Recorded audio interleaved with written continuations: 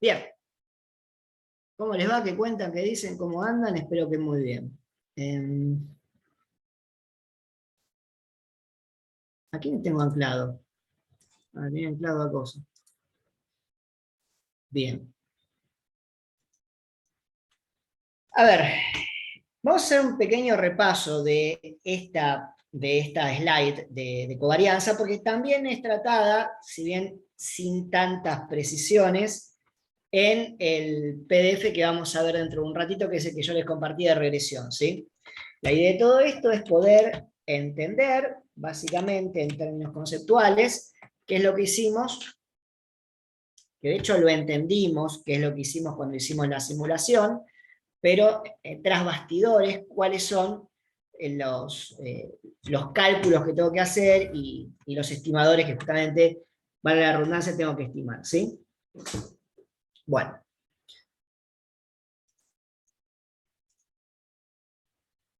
Entonces, ¿por qué tuve la función compartir? Hola, mamá, ¿cómo estás? Estoy en la tele falsa. Ahí está. La covarianza, ¿sí? Estrictamente hablando, es una generalización de la varianza, ¿sí? Su estructura es muy similar, de hecho, si ustedes se fijan, en tanto en la covarianza poblacional como en la covarianza muestral, voy a tener dos diferencias entre observaciones y media multiplicadas entre sí. Lo que pasa es que son de dos variables distintas. Antes, cuando nosotros teníamos la varianza, ¿qué teníamos acá? X sub i menos mu de x al cuadrado. En realidad teníamos x sub i menos mu de x por x sub i menos mu de x en cada sumando, ¿no?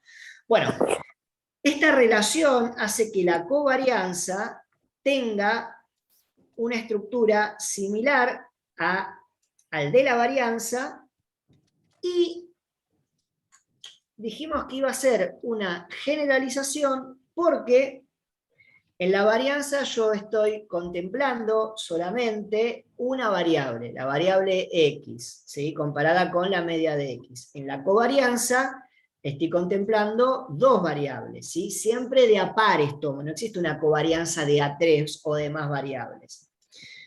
Pero a nosotros no nos va a interesar en este punto entender la covarianza, ya hay apuntes anteriores que lo explican, sí nos va a interesar entender el coeficiente de correlación, que es el cociente que hay, tomando dos variables, entre la covarianza de esas dos variables y, en el denominador, la multiplicación de sus desvíos. Mientras más cercano a 1 sea ese valor, es decir, mientras más se aproximen la covarianza entre x e y, o entre x1 y x2, con el producto de los desvíos, no de las varianzas, sino de los desvíos, más asociación lineal voy a tener entre las variables, ¿sí? Entonces, la covarianza, ¿qué mide? Bueno, mide cómo una variable o el cambio de una variable impacta en otra variable. La covarianza puede ser positiva o puede ser negativa. Y estrictamente hablando, ¿en qué unidades se mide la covarianza? Bueno, si las dos variables están observadas en la misma unidad de medida, la covarianza es cuadrática, ¿sí? Pero si, por ejemplo, tengo la comparación de, no sé, cantidad de agua que tomo relacionado a la cantidad de horas que estudio, la covarianza va a estar expresada en horas de estudio por agua tomada, o litros de agua tomada. Entonces, no tiene mucho sentido hacer ese tipo de análisis. Sí tiene sentido armar un coeficiente, en donde, noten esto, ¿sí? Detalle no menor. ¿La covarianza está expresada en algún tipo de unidad? Sí. ¿En cuál? Bueno, en aquella unidad que sea el producto entre las unidades de las dos variables, ¿sí? Si las dos variables tienen la misma unidad de medida, serán unidades cuadráticas. Si tienen distintas unidades de medida, bueno, será una unidad por otra unidad. Pero el coeficiente de correlación, noten esto, esta es la letra ρ. Voy a cambiar el lápiz porque básicamente es una porquería este lápiz.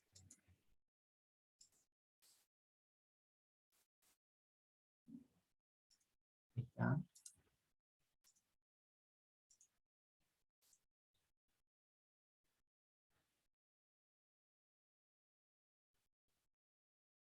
Yo tengo, por ejemplo, la covarianza que es un valor, no sé, 32, bueno, voy a poner 24. 24 años por, no sé, litros de agua. 24 años por litro. ¿Por qué? Porque la variable X son años y la variable Y son litros. Por ejemplo, ¿cómo afecta la cantidad de años que tengo a la cantidad de litros de agua que tomo por semana? Cuando yo divido por la multiplicación de los desvíos, yo voy a tener, por ejemplo, no sé, 8 años por, supongamos que mi desvío estándar en la edad de años cumplidos que tengo es de 8 años, y mi desvío estándar respecto a la cantidad de aguas que tomo son 3 litros. ¿Sí? Entonces, noten que el coeficiente de correlación es un coeficiente, es decir, no tiene unidades de medida porque voy a anularlas, ¿sí?, en la división. Y al fin y al cabo, este valor va a ser muy cercano, o va a ser 1. Efectivamente va a ser 1. Entonces se va a decir que estas dos variables X e Y están dentro del rango observado, en este caso va a ser toda la población, porque es un coeficiente poblacional, perfectamente lineal, una asociación perfectamente lineal. ¿Sí? Bueno. Hay una regla que con el Excel, la verdad que es como medio anacrónica, que es 2 sobre raíz de n, para calcular aproximadamente cuánto es el módulo de ρ, ¿sí? Entonces, si yo tomo 2 sobre raíz de n, voy a saber más o menos cuánto es el coeficiente de correlación. Bueno, acá tengo, por ejemplo, ¿sí?, dos poblaciones. Tengo los valores de X, 2, 3, 5, 7 y 8, los valores de mu de X, ¿sí? Acá estoy hablando de una mu de X, pero lo que tendría que graficar acá, para que esto esté correcto, sería lo siguiente, ¿sí? Esto sería X raya, esto sería Y raya. Entonces, acá tendría cada X raya, cada mu de X raya, cada X Y raya, mu de Y raya, ¿sí? Como para que sea correcta la notación. Entonces, noten que lo que yo voy a hacer, en este caso, es, bueno, primero estaría calculando, ¿sí?, el numerador de las varianzas. ¿Ven? Estoy calculando el numerador de las varianzas, para luego hacer ¿qué cosa? Para luego calcular los desvíos, es decir, yo para calcular los desvíos, recuerden que matemático, operatoriamente, tengo que primero calcular las varianzas. Si no calculo las varianzas, no puedo calcular los desvíos. Entonces, para tener los desvíos, un dato necesario en el cálculo a mano son las varianzas. Y después lo que estoy haciendo es, estoy multiplicando cada una de las observaciones comparadas entre sí. Por ejemplo, acá hago 2 menos 5 por 3 menos 6, 3 menos 5 por 4 menos 6, ¿sí? ¿Y qué es lo que voy a tener en este caso? Bueno, en este caso voy a tener la covarianza, ¿sí? Voy a tener la covarianza. Entonces, teniendo esos datos, teniendo las varianzas y las covarianzas, yo puedo calcular el coeficiente de correlación. ¿Y en qué sentido puedo calcular el coeficiente de correlación? Muy sencillo, porque si tengo las covarianzas, si tengo la varianza, luego los desvíos, calculo el coeficiente de correlación. Ahora, más allá de la cuestión de cálculo, ¿qué es lo que nos va a interesar? Nos va a interesar si la asociación lineal dentro del rango muestreado de las variables es fuerte o no lo es. Entonces, por ejemplo, Si yo observo este gráfico de acá, me da que aparenta que antes movimiento de X, los movimientos de Y son cuasi lineales, ¿sí? Son cuasi lineales porque siguen como un bloque lineal. Negativo. Acá no tanto, podría decir que sí, pero es más dispersa esa nube. Ahora, ¿qué pasa acá? Evidentemente dentro del rango muestreado, ¿sí? No existe una asociación lineal, en apariencia, entre X e Y. Por eso se dice que acá el ρ es menos 8, el ρ es menos 4, el ρ es 0. Ahora, noten qué pasa cuando la relación es lineal creciente, es decir, que la pendiente de esa recta es positiva. Voy a tener un ρ de 0,4 cuando la intensidad de la relación lineal dentro del rango muestreado no es muy grande. Acá un ρ de 0,8 cuando es un poco más potente. Y acá de 1, ¿ven? Están perfectamente alineados los puntos en una línea recta. Bueno, a eso se refiere el coeficiente de correlación lineal, ¿sí? En este caso, si yo les pregunto si esto es poblacional o muestral, bueno, esto sería poblacional, no, sería muestral. ¿Y por qué? Bueno, básicamente porque lo que estoy utilizando es la nomenclatura del coeficiente de correlación muestral, ¿sí? Eso es importante que entendamos que el coeficiente de correlación muestral va a tomar sentido solamente dentro del rango muestreado. ¿Y por qué es esto? Noten acá.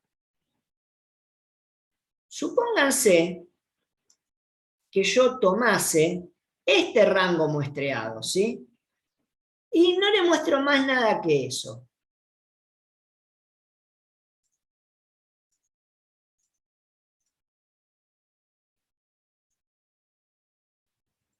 Ustedes tienen información solamente de eso. ¿Qué me dirían ustedes? ¿Existe asociación lineal entre las variables? ¿Qué podrían Sí, afirmar ustedes? completamente. ¿Eh? Recontra, recontra. Dentro de ese rango muestreado, sí. Pero si yo me voy un poco más allá, ¿existe asociación lineal entre las variables? No, A ver, no, la verdad que existe no. una asociación, es evidente, pero lineal no es. Es más parecido a un seno, a un coseno. ¿Entienden lo que les quiero decir? Yo con este coeficiente, lo único que estoy midiendo es el grado de asociación lineal, no si hay algún tipo de relación matemática entre las variables. ¿De acuerdo? Por eso, si el coeficiente de correlación es igual a 0, lo único que puedo afirmar es que no existe asociación lineal. ¿De acuerdo? Pero puede existir algún tipo de asociación que no sea lineal. Ahora, si no hay asociación, si yo te digo, che, mirá, no tiene ningún tipo de asociación las variables, bueno, como no hay ningún tipo de asociación, tampoco hay asociación lineal. Entonces puedo decir, ok, el coeficiente de correlación es 0. ¿De acuerdo? Pero que las variables sean independientes sí implica que el coeficiente de correlación es igual a 0, que el coeficiente de correlación sea igual a 0 no implica que las variables sean independientes entre sí. ¿De acuerdo? Bien. Acá tenemos, ¿sí?, otra manera de cómo calculamos, se lo dejo para ustedes, el coeficiente de correlación, ¿sí? Y cómo la covarianza es muy similar a la varianza, solamente que en vez de trabajar con x al cuadrado o con la esperanza cuadrada de x, estoy trabajando con la esperanza entre x e y con la esperanza multiplicada de x con la esperanza de y, ¿sí? Pero la estructura es muy similar. Bueno, seguimos porque acá lo que estamos tratando en este PowerPoint son los distintos casos de coeficiente de correlación y las pruebas de hipótesis para coeficiente de correlación, pero lo que me interesa trabajar hoy es el PowerPoint que yo les pasé la clase pasada, que es básicamente que ustedes tendrían que saber para el examen, ¿sí? Con eso nos vamos a basar el tema de regresión.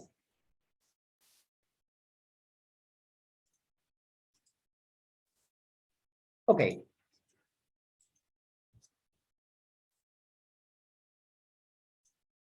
Quiero ver una sola cosita, chicos, porque mi máquina se está prendiendo fuego y quiero ver la temperatura de la CPU.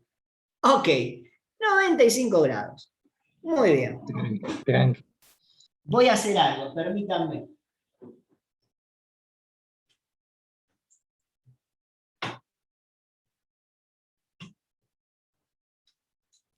Pide cambio de pasta térmica, eso digo. ¿Qué? Pide cambio de pasta térmica, eso. No, es una compu. Es una compu gamer, tiene un i7, o sea, va a calentar. Tiene una GTX 1660. O sea, esta máquina va a calentar, no queda otra. Por eso tiene el. Le compré a Recheto los ventiladorcitos, ¿no? Que no es que te la enfríe, pero por lo menos le da un poco más de aire. Vale la redundancia, le da un poquito más de aire a la máquina. Mirá cómo la guardé fuerte. Rompía todo el tipo. Profe, i7 es un montón. ¿Qué? i7 es un montón. Yo tengo i5. En una i7 de novena generación. Ya está viejita la máquina, la compré el año. En la pandemia la compré. Pasa que yo laburo con Excel muy grandes en serio, y. Claro, se hace pesado. Sí. Ok. Ahí agarré el tecladito. Volvimos. Puse la máquina en boxes y volvimos. Che, ¿sabes qué más voy a hacer? Voy a prender el aire, por las dudas. Porque me parece que ellos también estoy en 95 grados. ¿Hace mucho calor afuera? Ay, está horrible. Sí, Dios, está muy odio este pesado. calor. Deben haber 27, 28 grados, calculo. Hay mucha humedad, está pesado. Bueno.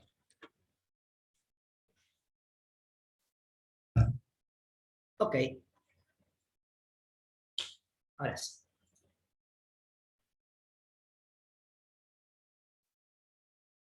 No entendí eso de anda pata.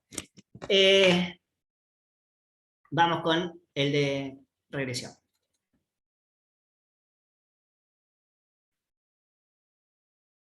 Bueno, ahora sí vamos a tratar de mezclar lo que vimos la clase pasada de simulación con lo que vimos ahora de correlación, ¿sí?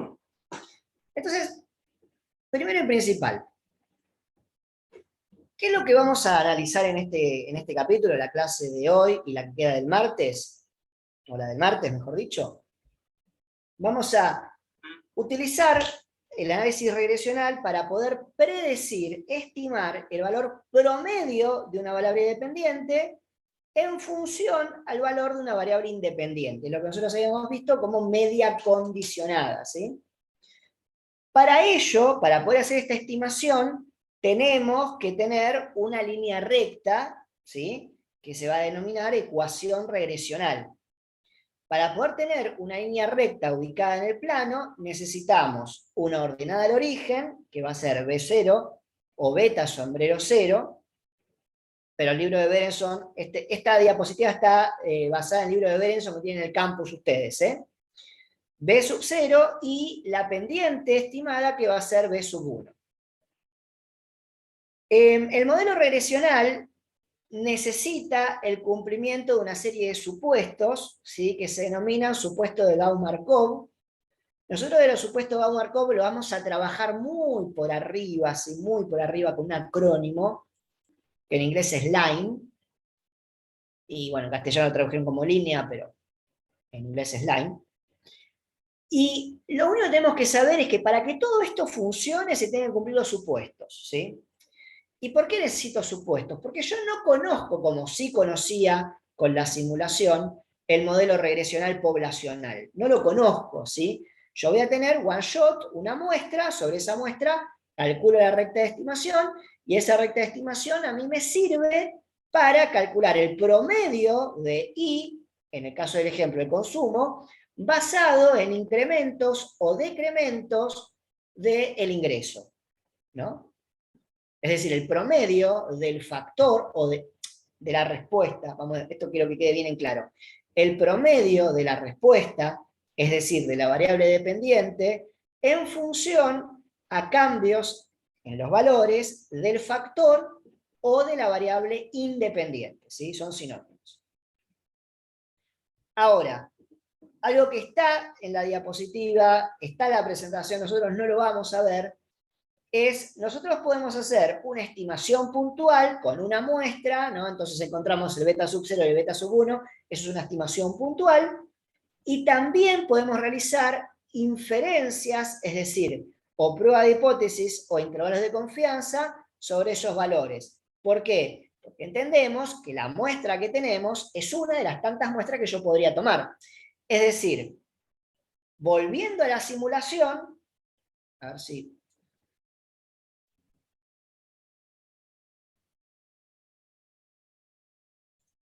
La pregunta es, ¿lo habré tirado?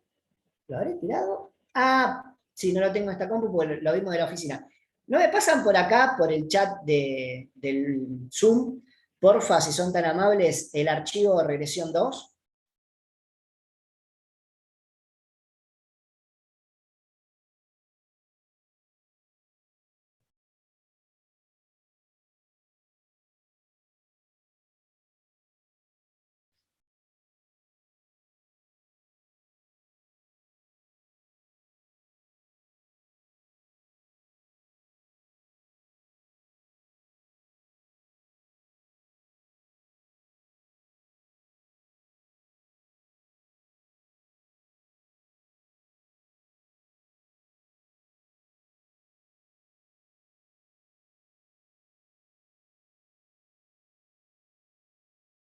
¿Lo pasaron?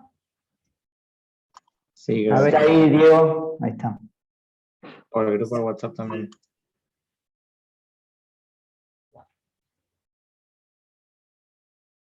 Ahí está. Como estoy enojado con el Excel, lo voy a abrir con... Estoy enojado con el Excel porque es horrible la interfaz nueva. ¿La vieron?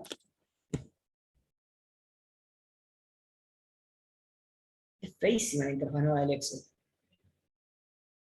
Es más, ahora volvemos, pero les quiero mostrar el Word, cómo te lastima la vista. Quiero que vean lo que es el azul del Word. Y díganme si se puede trabajar con este azul. Decime, ¿podés trabajar con este azul? Obviamente que no. Entonces, ¿qué tenés que hacer? El Word lo noté, sí, terribles. Tenés que venir acá, ponerle, utilizar la configuración del sistema y te queda algo horrible, feo, espantoso y plano. Pero bueno, prefiero eso antes que mi vista se vea percudida por las ocurrencias del diseñador gráfico de Microsoft. No, quiero ver si este archivito funciona acá, que yo calculo que tendría que funcionar. A veces los gráficos se van un poquito al demonio, pero no sé qué pasó, me parece que lo rompí. Ahí está. Se fue el tema. No me gusta. Voy a poner el Excel. No hay nada que hacer. Ok. Bueno, entonces como les decía, nosotros podemos, ¿sí?, hacer one shot y tomar una sola muestra. Calculamos un B sub 0, un B sub 1, o podemos hacer inferencias, es decir, intervalos de confianza y prueba de hipótesis, para ver o para tratar de ver cuál sería el comportamiento que puede llegar a tomar esa línea recta, ¿sí? Es decir, lo que yo divertidamente cuando aprieto F9 con el dedo, hace el Excel. Es decir, ¿por qué yo haría una inferencia estadística? ¿Por qué yo haría un intervalo de confianza? ¿Haría una prueba de hipótesis? Bueno, básicamente porque no puedo hacer esto.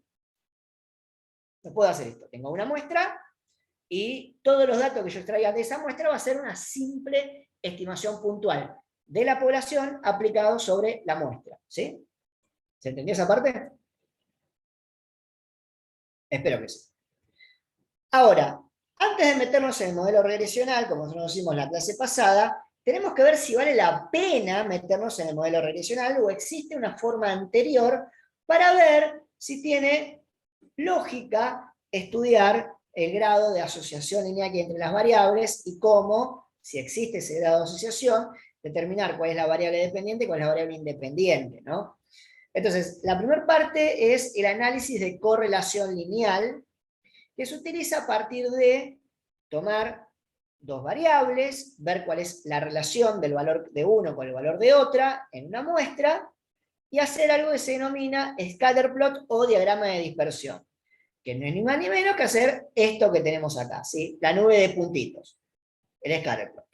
Bueno. Ahora bien, ¿cuál es la diferencia entre el análisis de regresión con el análisis de correlación? Muy sencillo.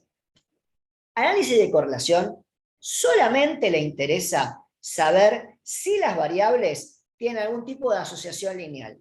No le interesa saber si una variable depende de otra. ¿Sí? Entonces, ¿cuál es la característica que diferencia análisis de correlación del análisis de regresión? Es que al análisis de regresión le interesa saber el comportamiento promedio de una variable dependiente en función a la relación lineal que tiene con una variable independiente. Pero antes de hacer ese análisis, tenemos que ver si existe una relación lineal entre variables, independientemente si una es una variable independiente y la otra es dependiente, no me importa cuál. Entonces utilizo el análisis de correlación. Para análisis de correlación necesito un coeficiente que es el que vimos antes, ¿sí? El coeficiente de correlación que se construye tomando la covarianza y dividiéndola por el producto entre los desvíos estándar, ¿sí? Entonces, análisis regresional, como ya les dije, se utiliza básicamente para dos cosas. Primero, vamos a predecir el valor promedio de una variable dependiente o respuesta basado en el valor de al menos una, en este caso, como vemos, el modelo de regresión simple es 1 contra 1. En materias posteriores de estadística ven el comportamiento de un vector en función, mejor dicho, el comportamiento de un promedio de una variable en función a valores de elementos de un vector. Pero no metemos en esa porque estamos en regresión simple. Un factor, una respuesta.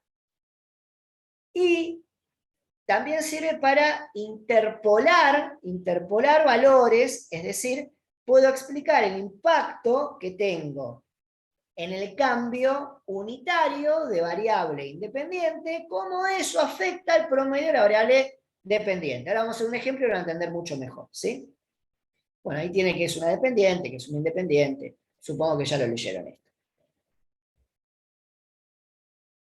Primero y principal, ¿sí? Yo me voy a basar en un supuesto que se llama correcta especificación del modelo lineal. Es decir, que está bien, que es correcto, que yo suponga que X e Y están relacionados linealmente. ¿Y cómo puedo, ¿no?, atender, ¿no?,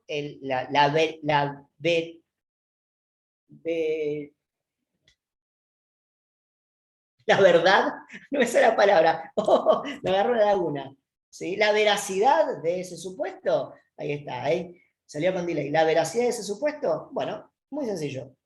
Tengo el análisis de correlación.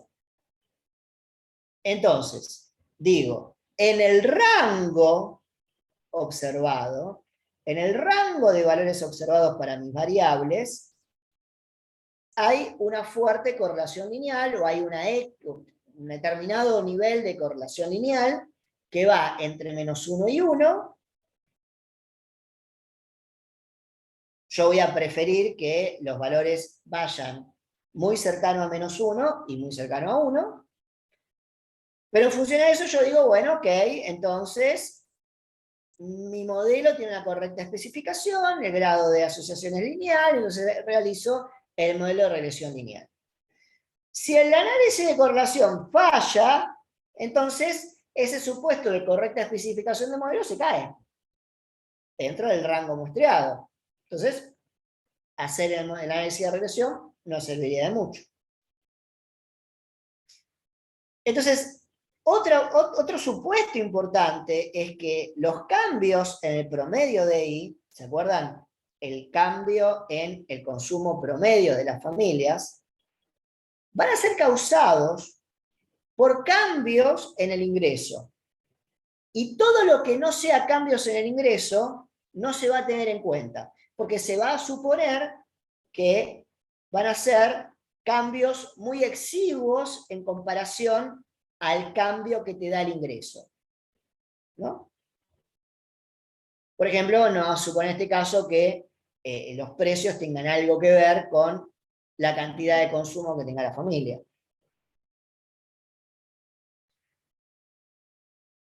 ¿Existen otros tipos de relaciones además de la lineal? Sí, las que se denominan trascendentales o las curvilíneas. ¿Sí? Las trascendentales, ¿qué son? Seno, funciones exponenciales, etc. Y las curvilíneas son polinómicas de grado 2, 3, 4, 5, 6, grado n. ¿Sí? Es decir, no solamente las relaciones lineales van a ser las que existan matemáticamente. Eso ya lo saben de análisis matemático.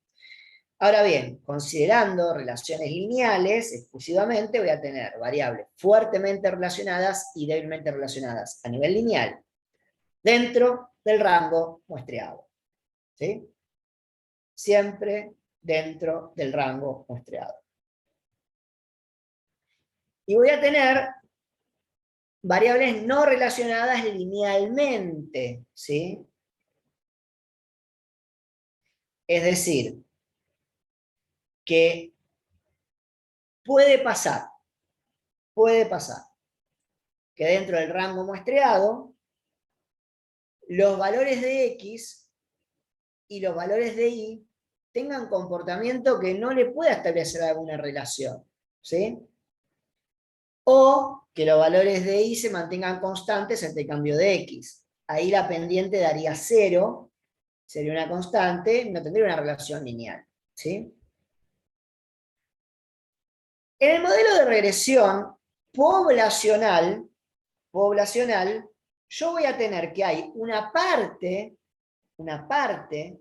del movimiento de la variación de la variable dependiente explicada por el modelo lineal y una parte que es atribuible a algún determinado error o algún componente estocástico, ¿sí?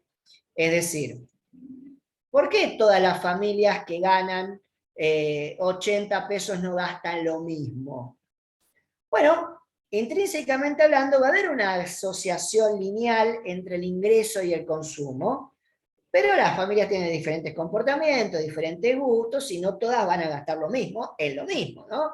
Entonces, toda esa parte que no se corresponde con el ingreso, toda esa parte de la variación que no se corresponde con el ingreso, bueno, va a suponerse por algún componente aleatorio, ¿sí?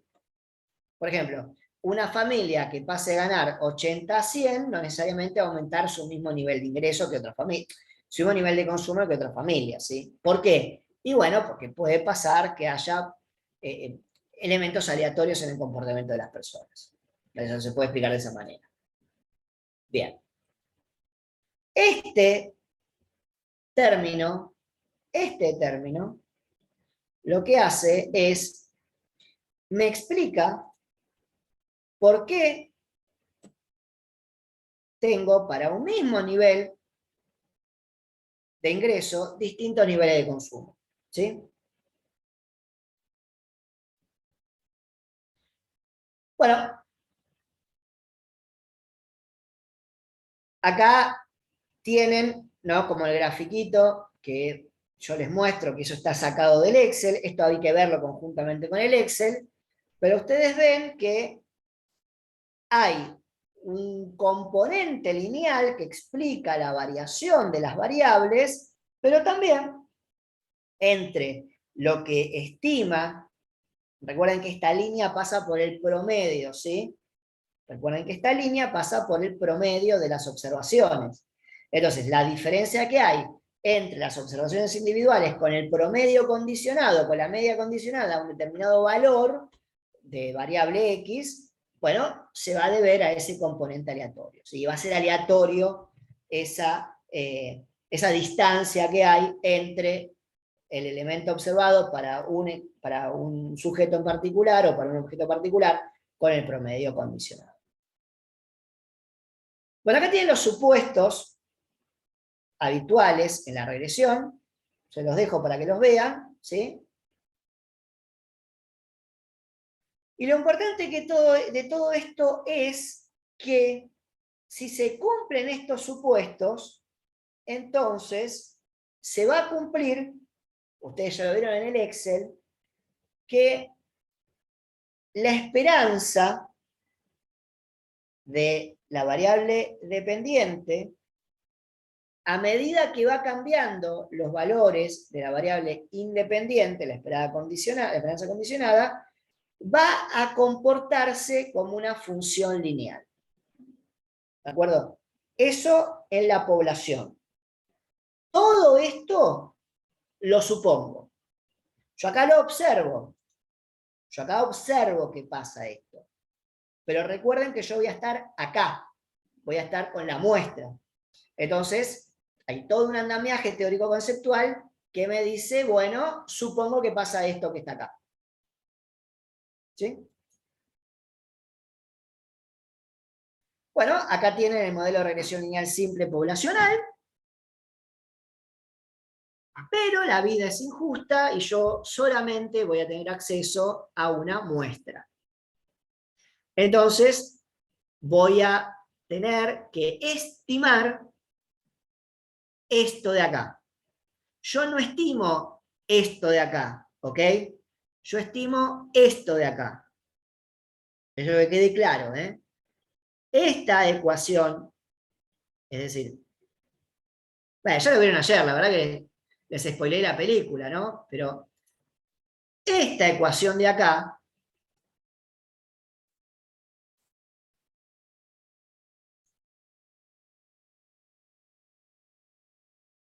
estima el promedio condicionado de las observaciones. ¿Ok? Bien. Entonces, básicamente, ¿cómo se calcula B sub 0 y B sub 1? Bueno, estrictamente hablando, son los valores, a ver si tengo acá, no. Estrictamente hablando, es la línea recta que minimiza las diferencias cuadráticas de las observaciones con respecto a esa estimación. Es decir, ¿por qué es esa línea recta y no otra? Bueno, básicamente porque es la línea recta en donde, cuando yo tomo todas las distancias cuadráticas que hay entre las observaciones con esa estimación, suma lo mínimo posible. Si yo tomo otra línea recta, por ejemplo, si yo tomase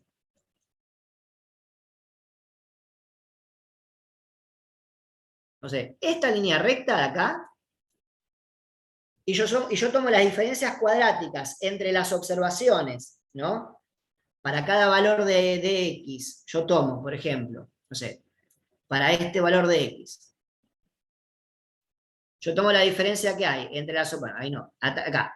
La diferencia que hay entre la observación con respecto a lo que estimo, ¿sí? Bueno, en este caso, para la línea negra, hay una diferencia más chiquita. Para esta línea hay una diferencia más grande. Entonces, yo tomo las distancias cuadráticas entre las observaciones y la estimación, la que me dé la suma mínima, bueno, va a ser la recta de mejor ajuste. Obviamente esto existe manera más sencilla de calcularla, por supuesto, ¿sí? Entonces, ¿cómo se calcula eso? Bueno, muy sencillo. Primero vas a tomar la covarianza entre x e y lo vas a dividir por la varianza de x. Esa es una manera de calcular B sub 1. ¿Sí? Existen varias, esa es una. Entonces vos tenés que tener la información de la covarianza y la información de la varianza de x y de la variable independiente, y ahí vas a sacar B sub 1. Y con B sub 1 tomás el cálculo de B sub 0 teniendo el promedio de x y el promedio de Y. O sea, tomás los valores de X observado, los de Y observado, los promediás, y multiplicás lo de X por B1, le restás Y y te sale B sub 0. ¿Mm? ¿Existen otras maneras? Sí. Ahí tienen algunas. O sea, si lo tuviesen que hacer a mano, si retrocediéramos a 1970 y lo tuvieran que hacer a mano, bueno, ahí tienen la manera de hacerlo. ¿Existe otra manera? Sí, existe otra manera. ¿Cuál? Teniendo el coeficiente de determinación y multiplicando el coeficiente de determinación por el cociente entre los dos desvíos, el de Y y el de X, también saco B sub 1. Y por supuesto, de la misma manera que antes, calculo B sub 0. Es decir, lo que a mí Excel me calcula automáticamente, bueno, yo tendría que utilizar esas medidas para calcular para un set de datos B sub 0 y B sub 1. Entonces, ¿yo qué les recomiendo hacer? Bueno, tómense el trabajo durante el fin de semana, calculen la covarianza, después el coeficiente de correlación. Para calcular la covarianza, el coeficiente de correlación, necesitan calcular las varianzas y los desvíos estándar, por ende, y pueden calcular todo, ¿sí? Y pasan una hermosa tarde encontrando cuál es la ecuación de la recta. Y eso es lo que tradicionalmente en los cursos de estadística se les pide a ustedes. Que utilicen toda su capacidad de cálculo para calcular una fucking recta. Y el problema pasa es que ustedes gastan toda su energía memorizando las fórmulas, haciéndolas, y no terminan sabiendo qué corno es esa recta que calcularon. Sí, B sub 0 es algo, B sub 1 es algo. ¿Para qué sirven? No lo sé. Entonces, por eso es que yo prefiero, antes de explicarle cómo se hacen las cuentas, que eso lo pueden encontrar en cualquier video de YouTube, entender cuál es el concepto tras bastidores de esto, ¿sí? Bien. ¿Qué significa B sub 0 y B sub 1? Bueno, B sub 0, en el caso del ejemplo que vimos el otro día, se puede interpretar como algo denominado consumo autónomo. Es decir, cuánto consumiría en promedio una persona si ganase, o una familia, si ganase 0 pesos una semana. Pero en análisis de regresión, generalmente los B sub 0 no se explican, porque generalmente los valores 0 no pertenecen al rango muestreado. Es decir, ustedes tendrían que explicar B sub 0, es decir, tendrían que explicar este valor 19,41. No, ¿por qué? Porque el valor 0 no se corresponde con el rango muestreado, ¿sí? Entonces, como ustedes no tienen que salir del rango muestreado para hacer los análisis, dicen, mirá, ¿qué es B sub 0? No sé, ni me importa, porque no pertenece al rango muestreado, ¿sí? Dentro del modelo lineal, B sub 0 es la ordenada al origen, ¿sí? Pero es básicamente para posicionar la recta de mejor ajuste. Ahora, ¿qué es B sub 1? Bueno, B sub 1 es, presten atención, el valor del cambio promedio estimado de Y en función a un cambio unitario de X. No entendí una goma, Diego Parrás. Bueno, qué lástima. A ver, ¿cómo se escribe acá?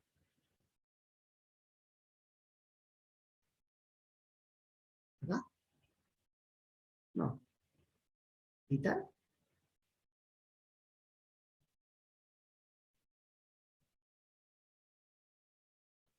Bueno, me encantaría saber cómo se escribe acá. No lo voy a saber nunca. Así que vamos a cerrar esto. ¿No está la pluma ahí arriba, profe? Sí, pero es de firmar. Vamos acá. Ahí. La de al lado, si no había una tipo resaltador, me parece. Pero era para resaltar, creo. A ver, Sí, mirá. pero se escribe, no quedará tan bien, pero se puede leer, supongo. A ver, resaltamos. A ver. No, porque es de resaltar. Ah, no, el sí texto. es A solo ver, resaltador. la pluma y la palabra, a ver. Bueno, como añadir firmas, si no, tal vez hay que hacer A un ver par de ahora. cosas. Creo que con ese. Ah, no. Es una pregunta. No me hagan hacer cosas raras, chicos, me llevan por el mal camino ustedes. Yo quiero que tomar Coca-Cola y ustedes me dicen tomar Fernet, al contrario de Ronaldo. Bueno, esperen. Vamos a hacer algo mejor. No me voy a complicar la vida. Quiero que podamos entender qué significa... que igual lo vamos a entender. Si soy... Mi yo del pasado ya pasó por esto y ya lo solucionó. Vamos con el ejemplo y van a ver qué es X, qué es Y, qué es B sub 1 y qué es B sub 0. Vamos con este ejemplo, ¿sí? Un agente inmobiliario desea estudiar la relación que hay entre los precios de venta de los inmuebles y su superficie medida en pies cuadrados. Este tipo es sajón y no te mide nada en metros cuadrados, te lo mide en square feet, te lo mide en pie cuadrado. ¿Por qué? Porque es sajón, es sofisticado y le cabe 0 el sistema métrico decimal. ¿Ok? Listo. Entonces, selecciona de todas las casas que tienen en su portafolio una muestra aleatoria de 10. ¿Sí? Define la variable dependiente como el precio de las casas en miles de pesos. Y esto es absolutamente importante que se haga porque no tendría que haber demasiada disparidad entre los valores de X con los valores de Y. ¿Sí? Entonces, por ejemplo, nosotros sería el precio de la casa en millones de pesos. ¿Sí? En millones de pesos. Chicos, $1.000.000 son 200 millones de pesos. Les cuento, $100.000 son 20 millones de pesos. Les sigo contando. Tremendo. No podemos sacar más pasajes en cuotas. Ni estadías en extranjero en cuotas. Pasajes en cuotas para viajar al exterior. Así que, muchacho, este año se veranea en la terraza. Variables independientes, los pies cuadrados. Entonces, es muy importante esto, ¿sí? La correcta distinción de las unidades de medida de las variables. En este caso, yo los valores en miles los transformo en 1. ¿Ok? Entonces, cada uno de I son 1.000 pesos. ¿Sí? I es 3, estamos hablando de 3.000 pesos. ¿Sí? Ok. Entonces tengo mi cuadro de datos, donde tengo los precios de las casas, 245, 312, 279, porque están en miles de pesos, y los pies cuadrados. ¿No? Hasta ahí no hay demasiado problema.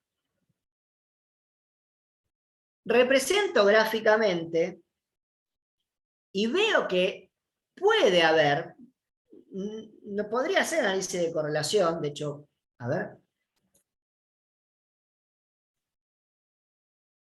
A ver qué onda.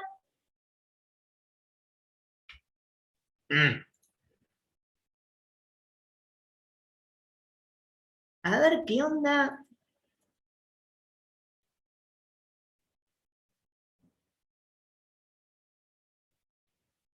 Hermoso.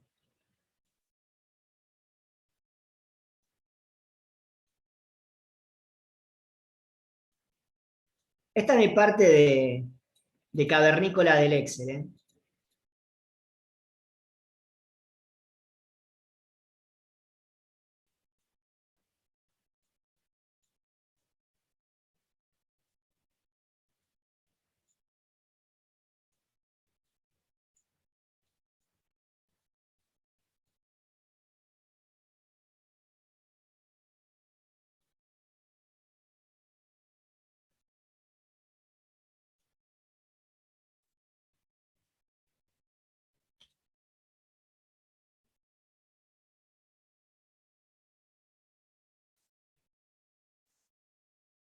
Igual les juro, pero les juro que esto seguramente está hecho el análisis en la diapositiva.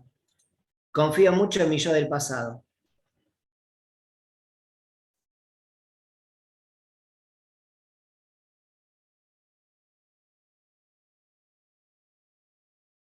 Ok, bueno, lo que vamos a hacer ahora es, permítanme, porque básicamente tengo un toque importante y lo tengo que respetar, porque si no mi mente... Ahí. Vamos a hacer el coeficiente de correlación, ¿sí? Coeficiente de correlación.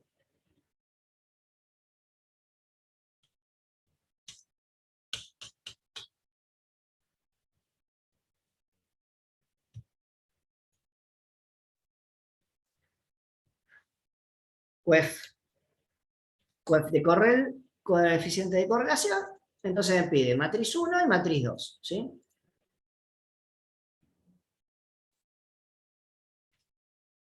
El coeficiente de correlación me da 0,76, es decir, es bastante cercano a 1 la relación lineal que existe entre X e Y.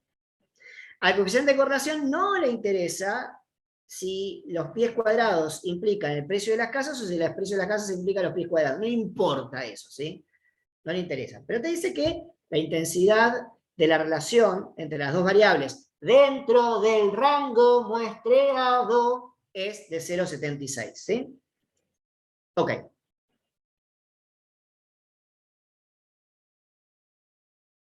Ahora bien, ¿cuál es, entendiendo que esas casas forman parte de un set, de una muestra, de un portafolio de casas, y que se supone que existe una relación lineal entre los pies cuadrados y los precios de las casas medidos en miles de pesos, vamos a construir una recta que lo que haga es que dentro del rango muestreado de precios de casas y de pies cuadrados de casas, poder saber el precio promedio estimado de una casa en función a sus pies cuadrados, ¿sí? Eso es toda la NEDA de análisis de regresión. Que es simple, lo que pasa que nada, si tenés que ponerte a pensar cómo se calcula, se minimiza, se maximiza, calcular el estimador del mínimo cuadrado, que te lo hace todo el Excel, y te lo ves un poco friki. Bueno, entonces, lo que vamos a hacer es, vamos a usar, bueno, tenemos dos formas de hacer esto, ¿sí? Hacemos un gráfico, insertar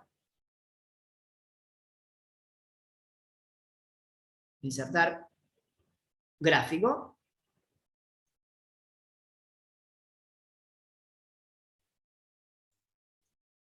insertar gráfico, lo tenemos acá, ¿sí? Hacemos clic y ponemos agregar línea de tendencia, ahí lo tenemos, ¿sí? Y acá ponemos presentar ecuación de gráfico,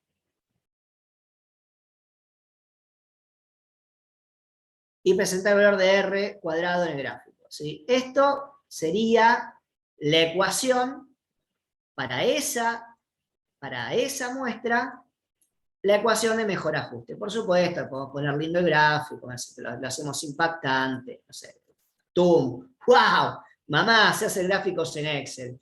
Bueno, entonces, pero hay otra forma, que es tomando, por ejemplo, tomas el coeficiente de correlación, ¿sí? Lo multiplicás por el cociente entre la covarianza, perdón, el debido estándar de Y y el debido estándar de X, y te daría el B sub 1. Entonces, después haces que B sub 0 es igual a el promedio de Y menos B sub 1 por el promedio de X, y te da el B sub 0, ¿no? Ok, no vamos a hacer nada de eso. Vamos a poner la intersección, que es el B sub 0, y vamos a poner la pendiente, ¿sí? Que es el B sub 1. Ok, esto es muy sencillo, hay una función que se llama intersección eje, lo mismo, ¿sí? El Y conocido y el X conocido. Acá sí tenemos que poner cuál es la variable X y cuál es la variable Y, ¿sí? 199,3. Ok. Y la pendiente, hay una función que se llama pendiente, ponemos y conocido, primero la variable dependiente, después la variable independiente, ¿sí? Tuki, ahí la tenés, 5,29. Ok. ¿Para qué sirve eso? Vamos allá. Ahora,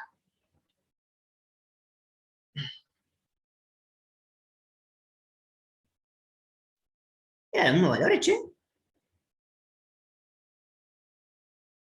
No. Bueno, no sé qué pasó ahí. No sé por qué me dio valores distintos, pero bueno. Tampoco me preocupa demasiado. Tengo el valor de la pendiente, tengo el valor de la intercepción. Ahora, ¿qué significa cuando yo macheo todo? Ok. Vos decís, dentro del rango muestreado, ¿sí? Por ejemplo, yo puedo saber cuánto valdría una casa en función a que los pies cuadrados sean 2000. ¿Sí?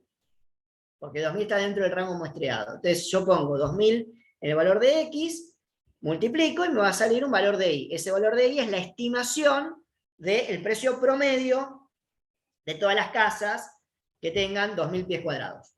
¿De acuerdo? Ok. Entonces, ahí lo tienen. Vamos a ver cuál es la explicación para B sub 0 y para B sub 1.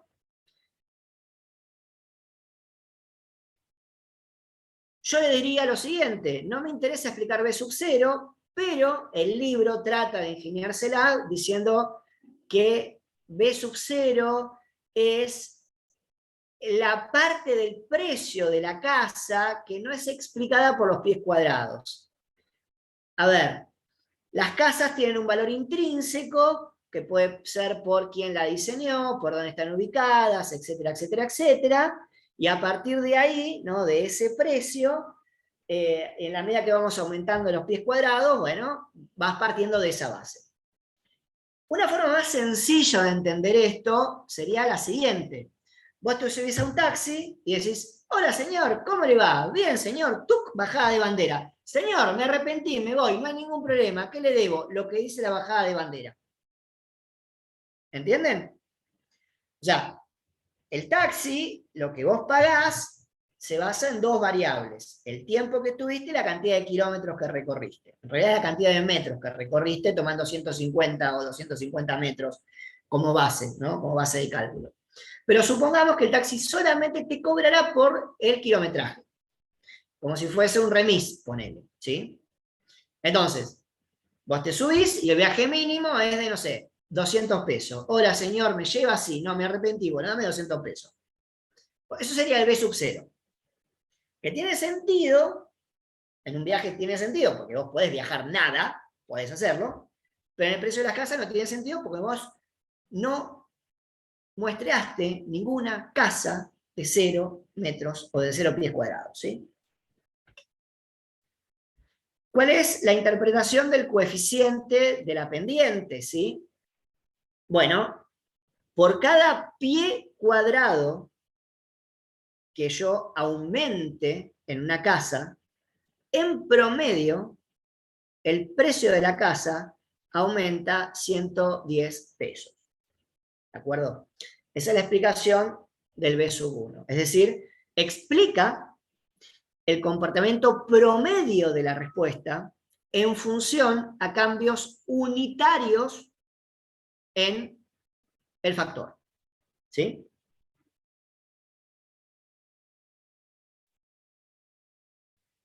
Ok, yo como 2000 entra dentro de mi rango muestreado, podría decir cuál sería el pronóstico del precio de una casa de 2000 pies cuadrados.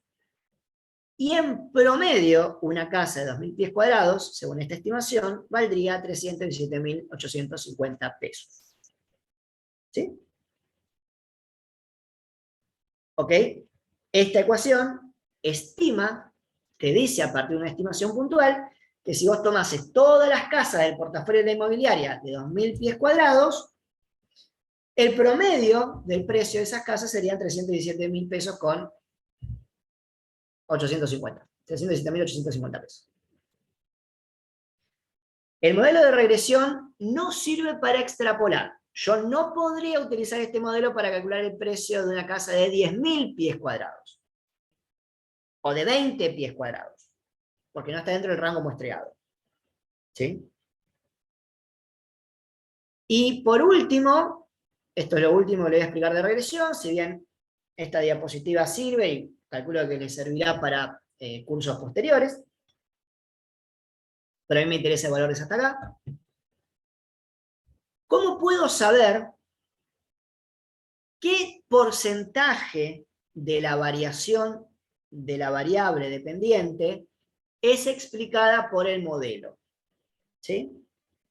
Para eso, yo tengo que tomar algo que se llama diferencia total cuadrática entre las observaciones con el promedio de las observaciones.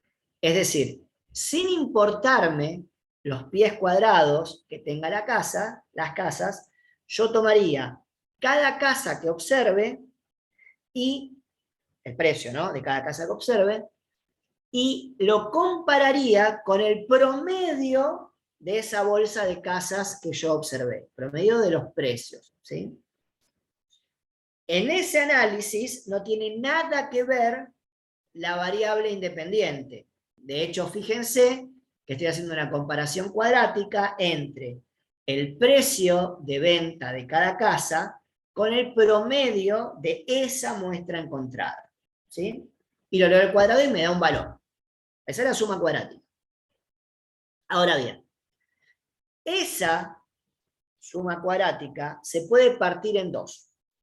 Una parte de esa diferencia entre la observación y el promedio de las observaciones, que es explicada por el modelo regresional, que se denomina suma cuadrática debido a la regresión, y otra parte que no es explicada por la recta regresional, y lo denominamos suma cuadrática debido al error de estimación, ¿sí? Suma cuadrática del error de estimación. Entonces, ahí tienen una explicación un poquito más decente, y esto es lo que yo les quería decir. Yo tomo el promedio de todos los valores de, por ejemplo, el precio de venta de las casas. Y yo tengo una observación determinada. De hecho, tengo, creo que 10 observaciones. Y esas observaciones no van a ser igual al promedio. Ok, ¿a qué se debe esa diferencia? Bueno, una parte de esa diferencia yo la puedo explicar si le meto una variable independiente. ¿Por qué varía el precio de las casas, señor Eduardo Martínez? Y vos me dirías, mira, mono, varían porque las casas tienen distinto tamaño. Entonces, en función a que las casas aumenten su tamaño, el precio va a variar. Bueno, está bien, me convence. Te digo, bueno, ¿sabes qué? Hacé una estimación en base a que vos tenés el set de pares de valores, precio de las casas, tamaño de las casas, y realizar la recta que mejor se ajusta a esa muestra. Y vos vas a tomar B sub 1, B sub 0, con el Excel o con la fórmula, con lo que se te cante, y me vas a decir, esta es la ecuación. Entonces, una parte de esa diferencia que hay entre las observaciones de los precios de las casas con el promedio del precio de las casas va a ser explicada por la diferencia que hay entre el tamaño de cada casa. Pero no solamente las casas varían su precio por el tamaño. Entonces la pregunta que yo hago es, ok, si tomo el tamaño, ¿qué tanto el tamaño hace variar el precio de las casas? ¿Sí? ¿Vamos bien hasta ahí? Bueno. Y esto da paso al denominado R cuadrado o coeficiente de determinación, que es, toma todas las diferencias entre lo que vos hayas estimado y el promedio, es decir, por ejemplo, para una casa de 2.000 pies cuadrados, bueno, yo observo que el precio de una casa es esta, pero yo estimo este. Para una de 2.500, bueno, capaz que el precio está acá, y yo estimé este. O capaz que está acá, en esa observación, y yo estimé esto. Entonces, esas diferencias cuadráticas, ¿sí? Yo las comparo con la suma cuadrática total. Y me va a dar un índice que va a ir entre 0 y 1. ¿Cuándo me daría 0? Cuando mi estimación sea una porquería. ¿Cuándo me daría 1? Cuando la estimación caiga perfectamente en las observaciones. Y ustedes me dicen, ok, y también pasa eso cuando el coeficiente de correlación es igual a 1. Sí. ¿Y hay una relación entre el coeficiente de correlación y el coeficiente de determinación? Sí. Por eso se llama R cuadrado, y el coeficiente de correlación es R. ¿Sí? Es el cuadrado del coeficiente de correlación. ¿Sí? Si el R cuadrado está en 0 y 1, entre 0 y 1, bueno, lógicamente voy a tener una correlación más débil. Y ustedes me dirán, ¿cuál es el R cuadrado aceptable?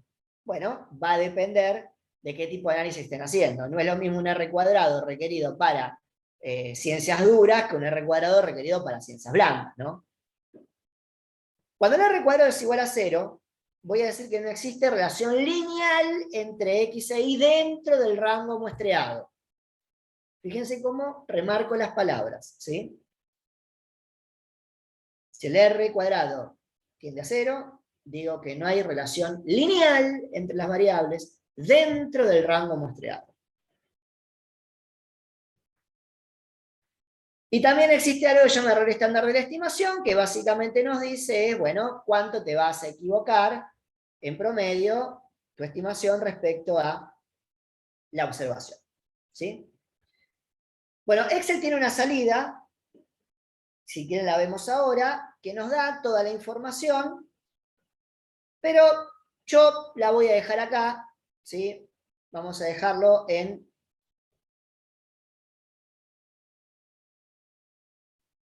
si la sigo bardeando. Acá, en la diapositiva 34, ¿sí? La diapositiva 34. Ok.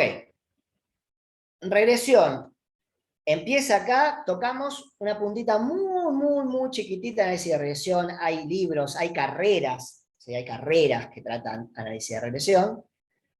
De hecho, el análisis de regresión, o los modelos de análisis de regresión, un poco más complejo obviamente, son los pilares fundamentales de los algoritmos de inteligencia artificial, de machine learning, de big data, de random forest, de todo lo que a ustedes se le ocurran, que son los algoritmos de inteligencia artificial, con lo cual las máquinas nos van a dominar a nosotros en unos años, y por eso Mateo va a ser como John Connor, saliendo a cazar máquinas cuando tenga 30 y yo tenga 74. Pero bueno, el martes vamos a hacer algunos ejercicios de regresión con el Excel, o sea, como algunos ejemplos como para terminar de ustedes cerrar este tema, ¿sí? Y vamos a volver a ver la simulación, ya ustedes habiendo leído un poquito más, entendiendo más conceptualmente qué es lo que hicimos. ¿Sí? Buen fin de semana, chicos. ¿Alguna pregunta? Dejo de compartir. ¿Estamos? Diego, el miércoles vamos a tener la clase de repaso preparcial. Sí, pero la vamos a grabar. Bueno, excelente. Y el martes nadie dice nada. Ah, escúchame, ¿dónde estás? Actis. Acá estoy. Sacame esta parte, sacame la pregunta de Eduardo Martínez, ¿eh? No, Sofía es la que edita, ahora le mando un Sí, mensaje. decile a Sofi, sacá esa parte.